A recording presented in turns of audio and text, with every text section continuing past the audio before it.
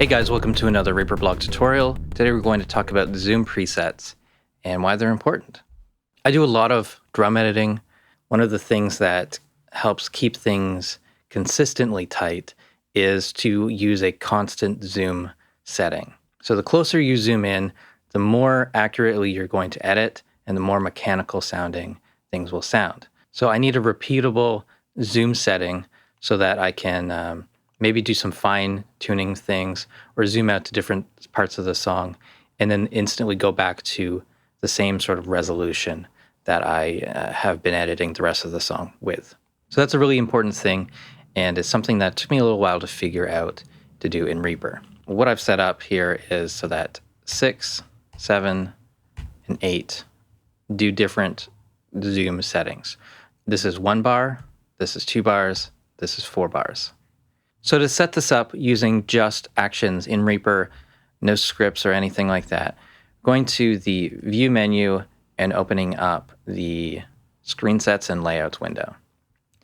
And in here we want the Track Views tab, and we're going to set up some shortcuts here. So I'll make a time selection of 1 bar. I will zoom to selection and then click Save here. I'll call this 1 bar. And in these options, we only want horizontal zoom. I'm going up to the time bar and setting my selection to 2 bars, and again, zoom to selection. And we'll save this as 2 bars. And we'll do the same for 4 bars. Zoom to selection, and now save that as 4 bars. So now I can double click these to load different time views. We can save those as shortcuts. So there's load 1, 2, and 3. You would assign that to 6, 7, 8, or whatever you like.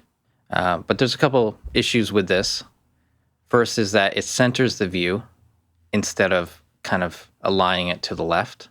I would like it aligned more like this, like my presets do.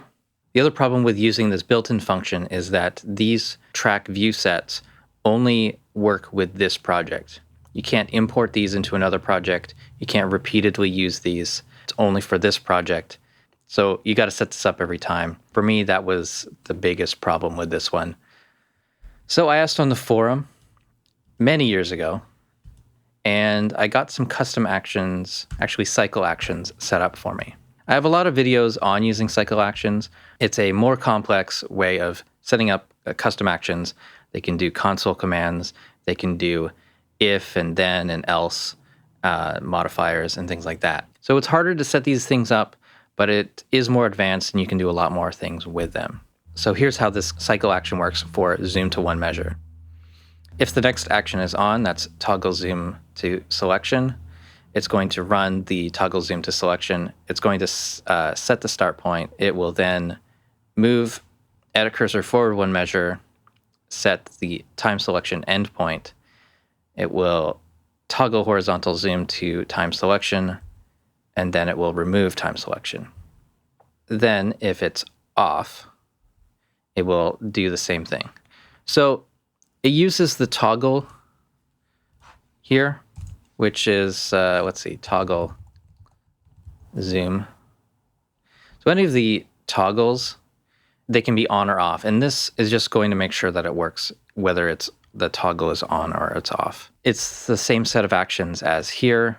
This section of actions is the same as this set of actions here. So it's just making sure that it works, whether the toggles are on and off, and then you end the conditional statement. So that's for 1 bar. And for zoom to 2 bars and zoom to 4 bars, the only addition is that there's a loop, an end of loop, and this says loop 2, so it means it's going to run the next action 2 times. So instead of moving forward 1 measure, it's going to repeat that action 1 more time.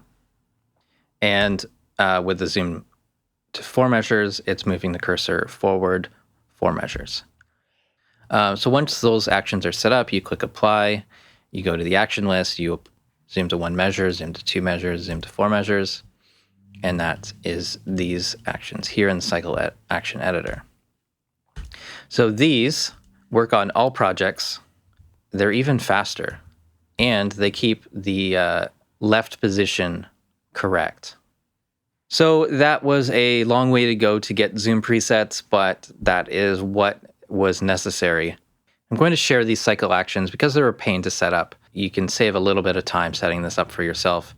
I mean, you can customize this. So if you don't want it to be 1, 2, and 4 measures long, you could probably find a way to set this up as a specific time amount, and that would be even more accurate. But for my purposes, this is working great. And I've been using these actions for, I don't know, maybe 5 years or more. And it's stuff that I use practically every time I'm doing any editing. So I hope this has helped. Thank you so much for watching. Please subscribe to the channel if you haven't already. Follow me on Facebook and Twitter. Support the Reaper blog through Patreon. Visit reaperblog.net for a lot more tutorials.